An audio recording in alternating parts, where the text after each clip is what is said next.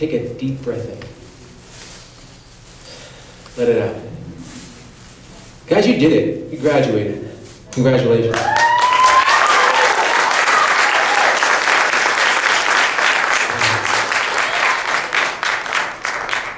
My fellow alums, this is a time in your lives that you should cherish, that you must cherish. You're going to hit a lot of new realities in the days, weeks, and months ahead, the likes of which no generation of graduates has faced since the Great Depression. You've heard this many times, and it's true. It's tough out there. I've covered the business world and the economy for more than 10 years, and this is the worst I've seen it. But with your help, we can turn it around. Long Island and the country as a whole needs fresh energy, new ideas, and passion of people devoted to make a stamp on the world. Many of you will have a tough time finding a job out of school, and if you do, it's probably not going to come with a cushy salary and a 9-to-5 workday. But you'll have plenty of time to worry about that. Now is the time to reflect on what you've accomplished and what it's taken you to get here. You each have a special story that has led you to this moment. You've toiled, sacrificed, agonized, crammed, failed, succeeded, procrastinated often, as I did. You penny pinched and you pushed yourself to your limits and beyond. And you've created memories you'll take with you for the rest of your life. You hit walls you did not expect to come up against, but you got through it, and today you receive your reward. It's more than a piece of paper. It's a symbol of your efforts, of what you're made of, and it's the prologue to the rest of your life. I didn't get my actual degree until nearly 3 years after I graduated. I was on record as owing $300 in parking fees for jamming into parking spots that weren't really spots behind the student union. As the Statesman's news editor, I was among a small group of passionate maniacs. Among them, my wife, Angela, who's in the back. Our group spent 18 hours or more in a newsroom on production days, writing, editing, designing, and pasting up pages.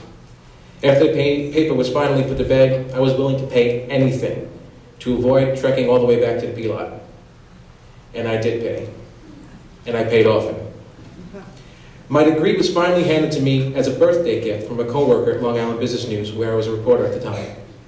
Without telling me, she called a friend of hers at the Stony Brook Public Relations Department. He found that I actually owed $25. I don't agree, but who am I to argue? Anyway, he called Shirley Kenny. I was the first reporter on campus to interview Shirley when she was appointed in 1994, and we came to know each other afterward, mostly because I grilled her over the years for stories in Long Island Business News. She laughed when she heard I hadn't received my degree and gave me a waiver, setting free my diploma. It was a long wait, but it was worth it. Luckily, you don't have to wait. Today, I encourage you to enjoy retelling your tales with family and friends. They share in your accomplishment. They've been there to support you and encourage you and to push you in the right direction. This day means a great deal to them as well. To jog my memory of what graduation days were like, I pulled out an old diary I found under about 10 boxes in the corner of my basement. I'm not sure if I had an email address in 1996, let alone a laptop. The only electronic writing tool I had was an old Brother word processor that displayed a whopping 10 lines of text. It came with me to police stations as I filed notes of crime reports for the Times-Beacon's Record police blotter, one of my first jobs out of college. Time-Beacon Records right in Setauket. Now, probably like some of you, I have 7 email addresses, a website, a family blog, a Facebook page, a Twitter account, a LinkedIn profile, like you mentioned, and so on. I can't even imagine what kind of devices will be around 13 years from now. While it was hardly as challenging an environment as it is today, in the summer of 1996, jobs in my field were hard to come by. This was before the web. Now the source of my livelihood really took off. It was before Google became a verb. I graduated with a double concentration in journalism and 1 in English. I had transferred to Stony Brook from St. John's in Queens to be closer to my mother, who had recently been diagnosed with multiple sclerosis. At the time, Stony Brook didn't have a journalism school, and the MTD program proved to be the best fit. I'd be able to pursue journalism and dig into my love of literature while building on the basics of everything from the arts to history to computer science. To prosper in my industry, you need a well-rounded understanding of how the world works. We aim not to only tell people about what's happening, but to give you the why. As in, why does it matter to me? That takes perspective. The MTD program helped develop that perspective in me, setting a foundation for me to build on, as it is now done for you. Your future will be based not only about what you've learned here, but on a guttural drive that propels you to follow your dreams. You'll be challenged at every turn by your own uncertainty, by people in your way, and by the events out of your control, like today's horrible economy. But you can break through any of these situations. And there are two things I hope you take away from today. One, where there is crisis, there is opportunity. Out of the ashes, innovative solutions are created that push society forward. Crummy situations like the one we face today come in cycles, and eventually we prosper again. Number two, adaptation is the key to long-term success. The one constant of life is change. The need to adapt was underscored by my journalism professor, Paul Schreiber, who I just had lunch with. He was a Newsday business columnist at the time and is now the undergraduate director of the new journalism school. Paul urged his students to remember that there is always more than one way to reach a goal. It might not be the exact path that you had planned to take, and it might take longer than you'd like, but it will get you there just the same. To remind us, he gave out these 12-sided yellow dice to all of his students. Turn it, he said, and you'll see a different perspective. Different, but equal, and at many times better.